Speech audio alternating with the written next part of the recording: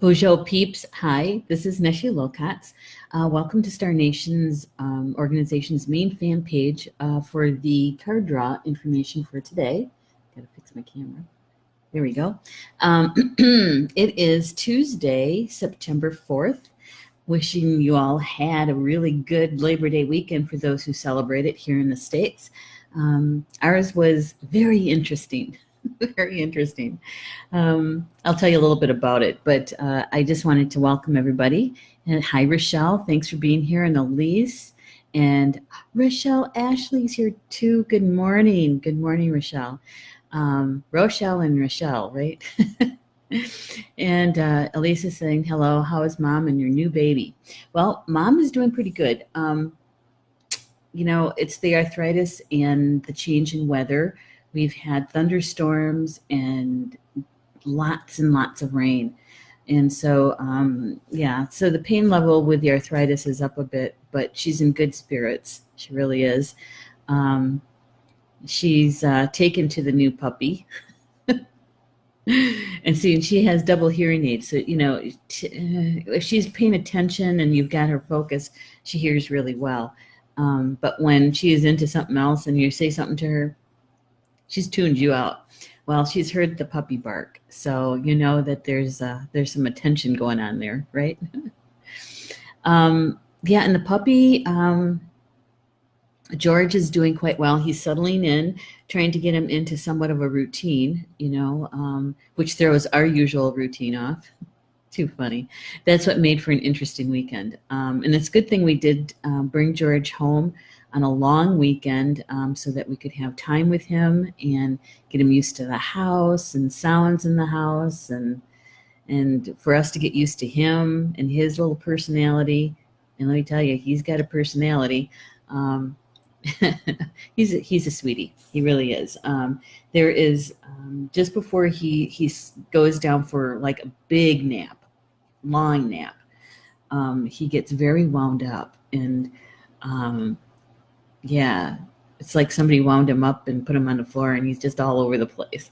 But he's good. He's good. He's teething. And for those of you know about puppies who teeth, ouch. So we had to go out and get some, what do they call those, Nylabones? Well, anyway, they're for teething puppies.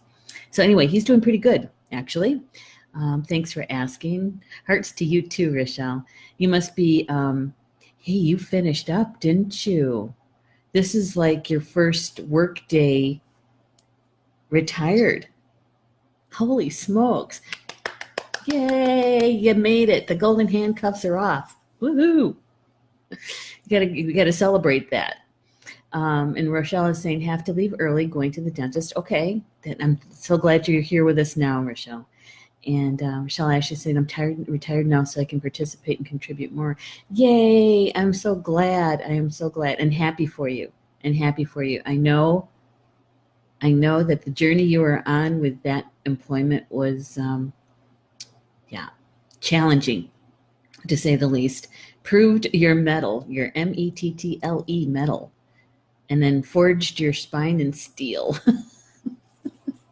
Yeah, you did good, though. You made it. You made it out to the other side, and it's good stuff. Really good stuff. So, you know what? She's going, yes. Hey, hello, Cindy Lynn. Welcome. Good morning. I've got tea this morning. And it's caffeinated tea. It's black tea. Need the caffeine. I just didn't need any more coffee. Having a puppy in the house does something else to your sleep patterns.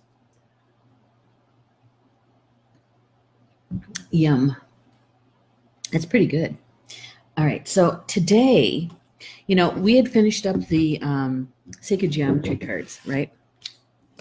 We went through the entire deck, and I thought, okay, do we want a second round of the meaning of those cards, or do we want to do something new as I wait for the brand new deck that's coming in the middle of this month? And so I went through my decks that I have, and I thought, I want to use one that I haven't really used much before, so that we both get this initial reading that is like, those aha moments, because I love those. And so I picked out a deck that I read a book, and the book I really, really enjoyed a lot. Um, and then he put out a deck of cards. And the deck of cards is called Pathway to Healing Cards.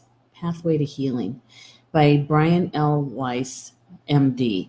I know, MD. He's part of Hay House, the Hay House Rat Pack. Yeah. I don't know if you guys are familiar with him, but his book that came out in 2004, I read obviously years ago. And it was one of those books that made me stop and go, what? Really? What about that? And it's called Same Soul, Many Bodies. Discover the Healing Power of Future Lives Through Progressive Therapy by Brian L. Weiss. I know, progressive therapy.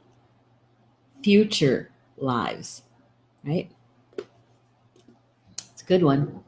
That was the first book that I read, well, I guess probably around 2005 or 2006, that I thought,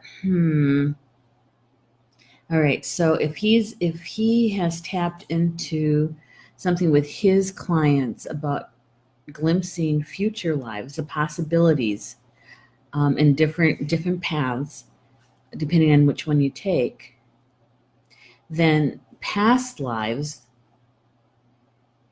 that's when I really started getting the idea and agreeing with the theory that time is circular, and that everything is happening right now, and with the choices that we make, right? And so not so much past lives or future lives, but parallel lives. And so I thought, why not do these cards as we wait for the new deck, and gives us something different that we haven't quite talked about yet. And so let's see what happens, right? So what I did was what I normally do every morning is I get my spiritual team together to come close, the entire team. I take the deck of cards, and I ask them to please show me what is the most important energy to know about for today, for our highest good, and that we can share through social media, right? And so this is the card that came. It says, I am lovable. I am lovable. And the other side of the card, it says, if earlier in your life others could not express their love to you, it was because they were blocked, not because of some defect in you. Okay, so I'm going to hold it up. Try not to get too much of a glare on there. If earlier in your life others could not express their love to you, it was because they were blocked, not because of some defect in you. And so that's why I am lovable. Yeah. Most of the time, I had to sit and kind of take this one in. I had to sit and think about this a little bit, because as a child, how many of us see a baby, a toddler, and they are just so cute. You just want to pick them up and hug them, One of my aunts used to say, he's so cute I could pinch him. I don't know if she ever actually did, but, those kinds of things. It's not until we start getting older, I don't know, 3rd, 4th grade, maybe even higher grades, most definitely by the time we reach junior high, that kind of age, is that we start seeing ourselves differently. And we also notice how some other people react to us differently, right? And so with this card, as an adult, how many of us has said it out loud, and it's two different things, said it out loud and meant it, and and claimed it, right? That I am lovable. Declarative, a declarative sentence. Hey, Cindy Lynn. Okay, she's saying she's got a bad connection and she'll jump back on when she gets home in a few minutes. All righty. Mary Anderson Fry, good morning. I know, isn't that a good book? She says, I love that book. Yeah, Elisa's saying, love that card, means something to me. Yeah, you know, we're just because it says here, we'll hold it up again. It says, if earlier in your life others could not express their love to you, it was because they were blocked, not because of some defect in you. Yeah. And so, you know, sitting with this, I was thinking about my own situation with my own family, right? Growing up, not a very demonstrative family, you know. I was for the longest time the only hugger in my family for a long time. And now that the nieces are older and they have their own kids, you know, things have changed quite a bit in that direction where there's more hugging, real hugging going on. Not the, you know, the tap, tap, tap on the back and then push you away. I'm used to those.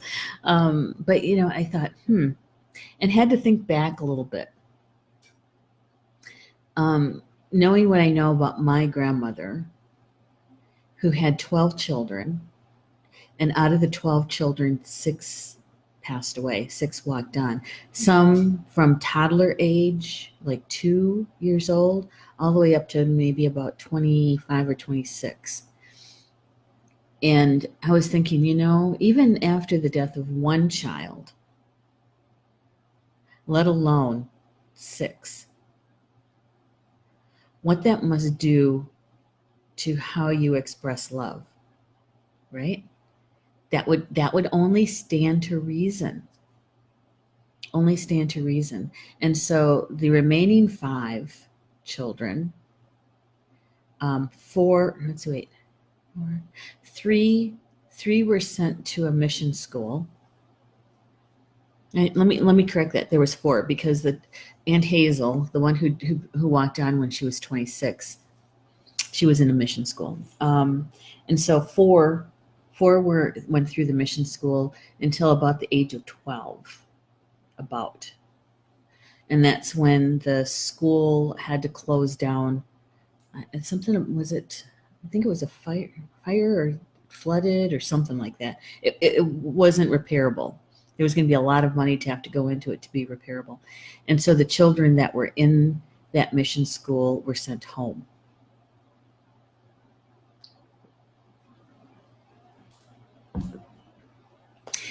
And just even the mission school experience changed my mom, because she was there from age 6 to age 12. And so, you know, I sit there and I think, I've known this for a really long time, that my parents did the very best they could under the circumstances that they had. And given the circumstances, because they grew up in the Depression besides, you know, given all of that, I think they did quite well, looking at how me and my brothers turned out. We're not perfect, far from it. But, you know, I understand what this card means. That if earlier in your life others could not express their love for you or to you, it was because they were blocked, not because of some defect in you. Not some defect in you. And I was also thinking that because we've experienced the expression of love in that way, it's even more important that we do our own healing, especially around our heart, so that we can break that cycle, right? We're disruptors of the cycle, and that when we heal ourselves in that way, that we're also healing our ancestors. I'm healing my grandma, and that makes me feel good. Um, I'm healing my Misho. Makes me feel good. I'm helping to break the cycle for my nieces and my nephews, right? So that they don't have to carry that piece. They got other things they got to carry. They don't have to carry this, right? So that is a good, I think, statement about why it's important for us to do our healing work. Yes, it helps us immensely. Helps us to be present in our life and to experience our gifts. And 100%, that's what I'm striving for. But it also helps to heal our ancestors and our descendants. Yay. It's like that's the best win-win situation, I think. Yeah. Mary Anderson Fry is saying, not sure if I have ever said it and meant it. I think I have thought it. I think I've thought it. Yeah. And it's even harder, more of a challenge is to say it in the mirror, looking in your own eyes. That's a challenge. Yeah. And if you can't do that, if you can't do it at all, yeah, you need to spend some time with your healing work. We got plenty of healers here in Star Nations, that's for sure, that can assist you. But even if you look at the mirror and into your eyes, and when you say it, you look down or you look away, we still need some work done on our heart chakra. Yeah. Polly Joe would probably say even our root chakra, I bet. I wonder what Julie would say about that. Julie Hedges. Because she does Akashic reading too.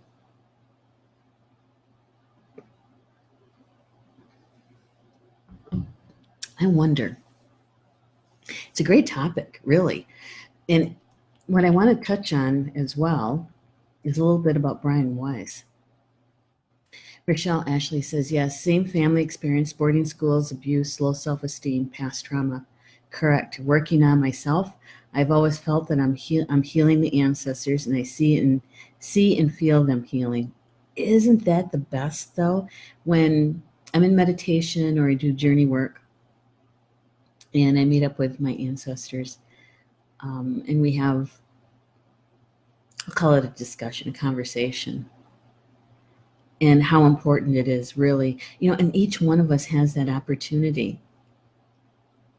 It's actually part of our growth here. Yeah, makes me feel good. Elise Miller says, tough subject for me. Did years of healing, then ended up with my brain injured sister and mentally ill mom. Has taken a toll on me for sure. Yeah, I can just imagine. I can bet. It's, that's more than a challenge. It's more than a challenge. And yet you have the opportunity to have huge, and I mean huge, soul growth with it. Yeah. Let me tell you a little bit about Brian Weiss. He's a medically trained doctor. He's a psychotherapist, a psychiatric psychotherapist. I think that's the correct term. And in his practice, he was doing hypnosis, and with his patients. And what he found was that his patients were going to past lives and telling him about situations in a past life that was affecting them in their current life and what they were trying to heal. And that was, see, he was one of these medical doctors that didn't believe in this stuff, right? And then his patients are starting to tell him about their experiences during their hypnosis. And so he literally started taking meticulous notes with some of his patients, because they were revealing such deep stuff coming out of past lives and healing it. And so tracking their progression in their present life and how their illnesses were being healed miraculously, right?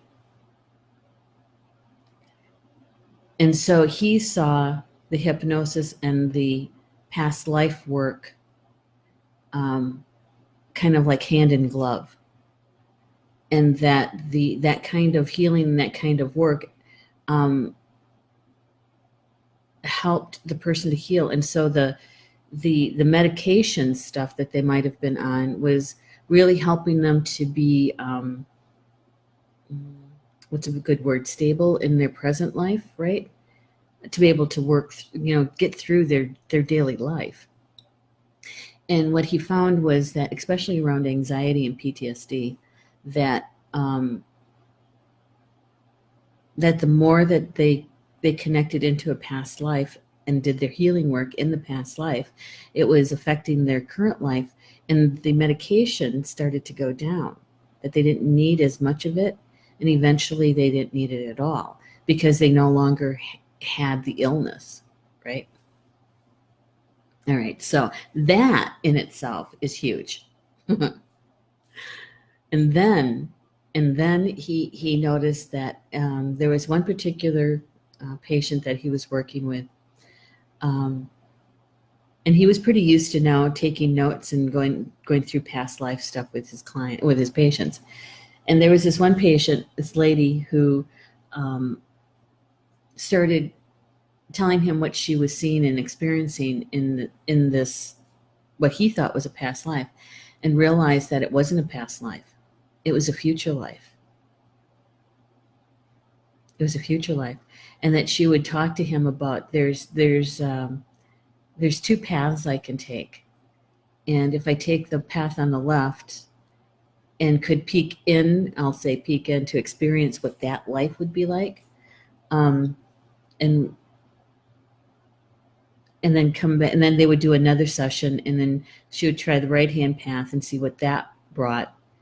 And then she chose which path she wanted to experience. And I remember reading that and thinking, holy smokes, how many of us would have changed our decision in taking paths if we could take a peek into a future life? Yeah. I remember it was right after I read this book. One of the spiritual roundtables, the gathering, some of the people who had taken a class with me called Rainbow 12 Gifts in the Song. And it was about ascension work, right? And healing. And I remember bringing this book to that group that we met once a month. And it was in the afternoon. I said, maybe we'll want to experience this. What do you guys think about that? And there was some nervousness in that room. Some of the ladies were saying, that they understood past life stuff because we've already done it. And looking at how that information and that experience can help us in this life. But they were very anxious, is a good word, about looking into the future. And one of the ladies was a flat out, no, I don't want to do that, kind of thing. And so in my meditations, on occasion, I wouldn't do it all the time, I would try to tap my higher self and say, tell me about this. Is this possible? And is it for our highest good? And what I got back on that is sometimes it is. Sometimes it is for our highest good. Sometimes it is appropriate to work with our spiritual team when we've got decisions to make, and how it's going to impact our life in a big way. Like, you've got the choice of two employments. One's going to take you to Phoenix, and one is going to keep you in your home state. And, you can see the pros and cons on both sides. You could see yourself in both locations, and helping you to make a decision. That's what I was told. And so this particular book really brought a lot of discussion, and it brought up a whole bunch of feelings for people about their lives. I don't know. How do you guys feel about that? How do you feel about possibly having an opportunity to look into a future life and seeing what the possibilities are? And is that the path that you want to take or stay on, right? In the jacket part of the book, it says, we all have past lives. We all will live future ones. What we do in this life will influence our lives to come as we evolve toward immortality. Dr. Weiss encourages this important recognition because recently he has not only regressed his patients into the past, but has progressed them into the future. And what they have discovered is that our future lives are variable. So the choices we make now will determine the quality of life when we return. Using dozens of case histories, Dr. Weiss demonstrates the therapeutic benefits of progression, just as he proved the journeys into our past lives can alleviate or cure our physical and emotional wounds in the present. So, if we take a look into our future life, the decisions we make here in our present life can affect our future life. Yeah. Sometimes that is even really hard to wrap your mind around. Yeah. All right. Rochelle Ashley says, bless you, Elise. And Elise Miller says, you as well. Sounds like we have a lot in common, just never did boarding schools. Mary Anderson Fry said, I don't think I'd want to. Yeah, to take a look into the future. Yeah, and I understand that, What was fascinating to me was when I brought it up to the first group of people and just talked about. We didn't do anything with it. We just talked about it, and how some people were very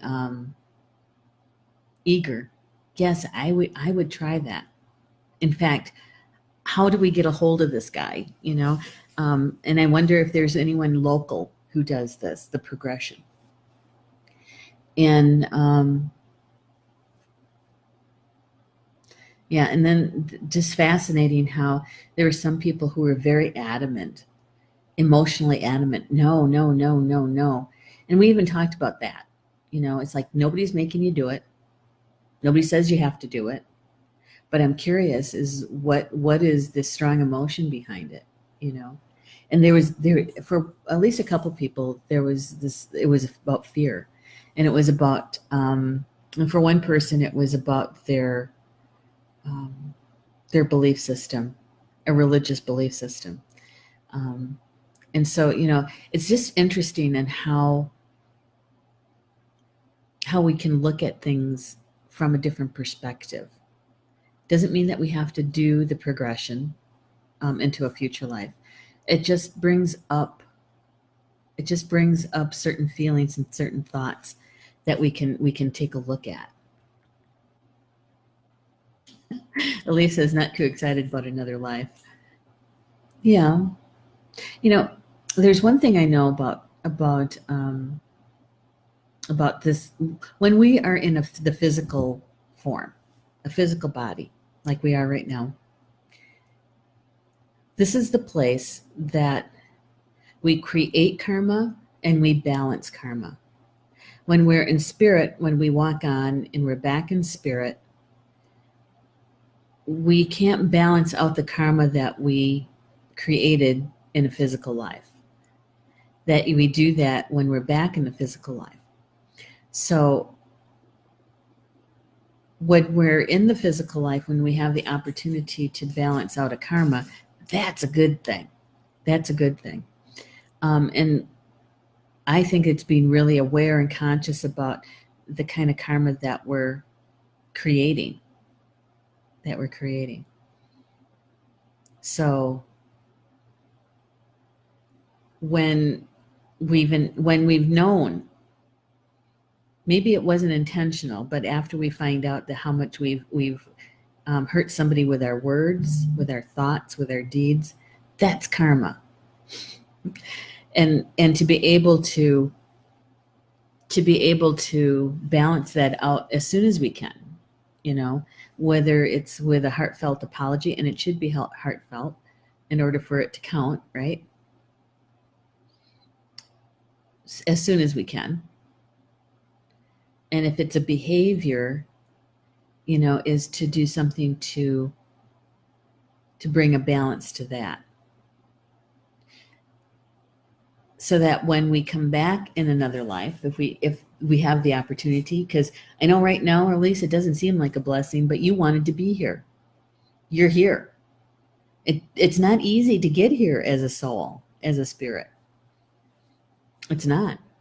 I think it was Deepak Chopra that said, I think it was him, that for every life that's here, there's 150,000 souls who wanted to be in this life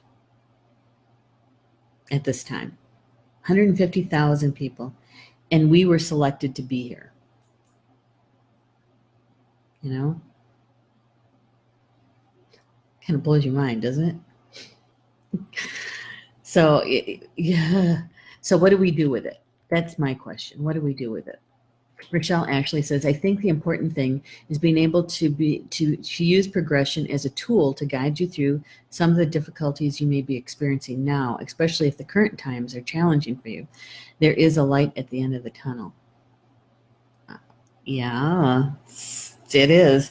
And just think about that last sentence. There's a light at the end of the tunnel. So when it's our time to walk on, and we go through the tunnel of light, as Carl Franklin describes it, that's the light at the end of the tunnel. So that when we cross over and we're saying, yeah, I did the best I could. I used my gifts, I did this or did that. Or we get to say, darn, I wish I would have used that gift more. And so the light at the end of the tunnel, right? Rochelle actually saying, or like Neshi says, karma that you lay now is potentially taking you in a direction you don't want to go. So correct it now. Exactly. And Lisa's saying, I agree, trying. And that's the best we can do is try. Mary Anderson Fryan is saying, if we could see certain outcomes of two different paths in the future, that would give us a lot more control and responsibility. So, hey, that might be interesting. It might be, it's not to say that we can see it all, but we can see enough, I believe, that it can help us to take that particular path. So that may change some decisions that we make in this lifetime, so that when we have a chance to come back to a physical life, that we're set and prepared to take that one particular path. Does that make sense? And it doesn't mean it has to be here on Earth. What? Right. It doesn't have to be here on Earth. It could be on a different planet, on a different star. Same soul, different bodies. Doesn't mean that body has to be here on Earth.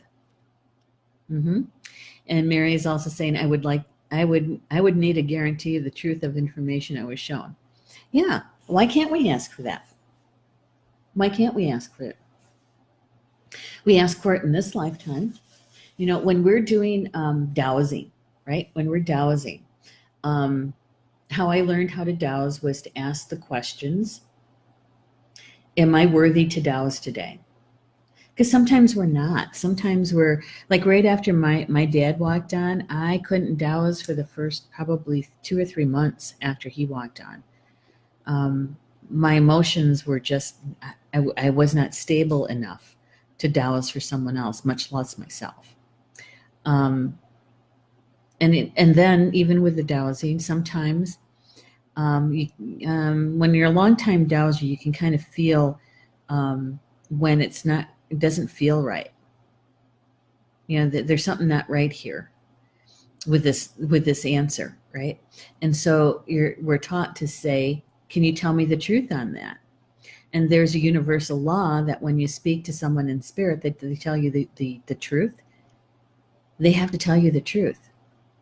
And so when you say, can you tell the truth? Can you tell me the truth on that?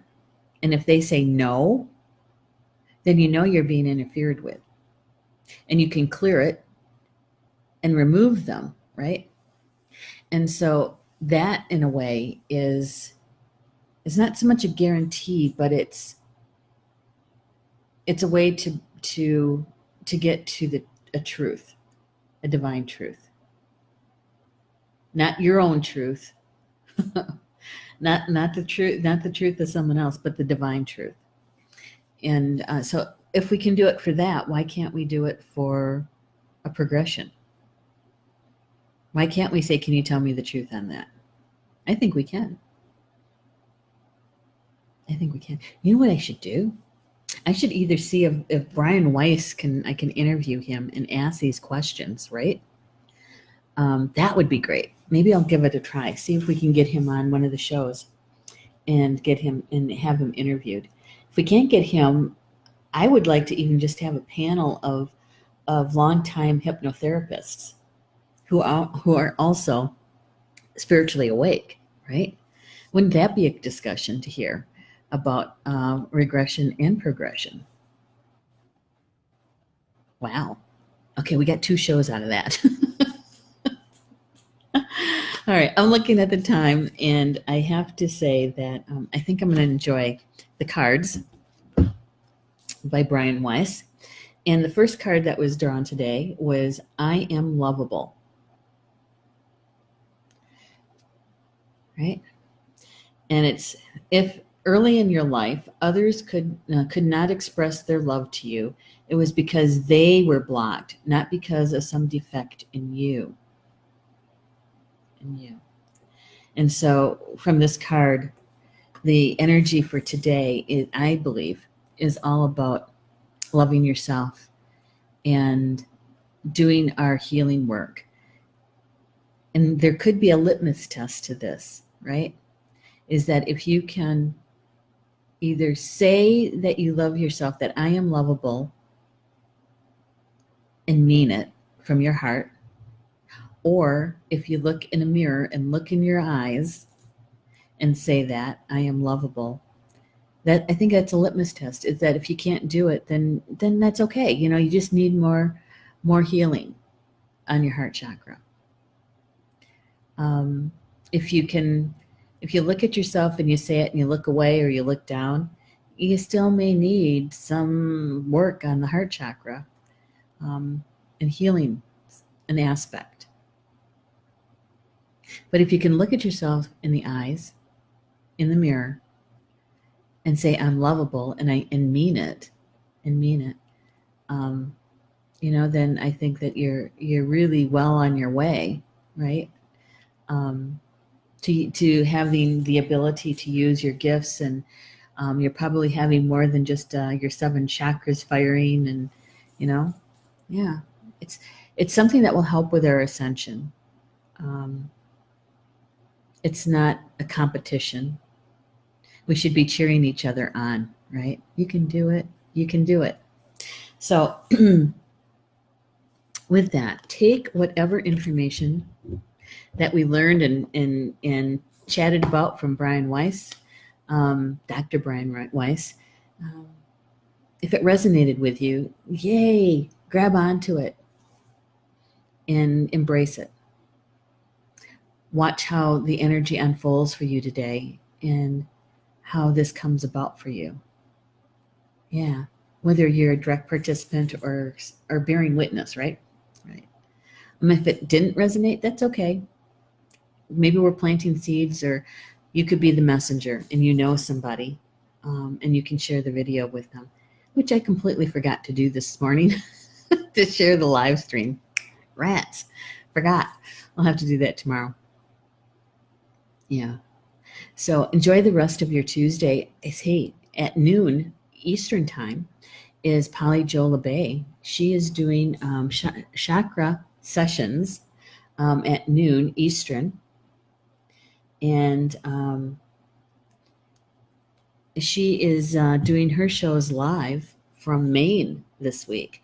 So join her at noon. I'm going to be there. I'll be in the chat. And my show this evening at 8 p.m. Eastern is Communications from Home. And because I got the nudge from you guys last week about ascension symptoms when you activate your burnt kaba. Yeah, we're going to be talking about that tonight. So join me if you get a chance. Okay, I'd love to see you in the chat, and we'll see you tomorrow for tomorrow's card draw with Dr. Paul Weiss's cards. And until then, Bama Mina. That means in Potawatomi. Until we see each other again. I'll see you guys later. Love you guys.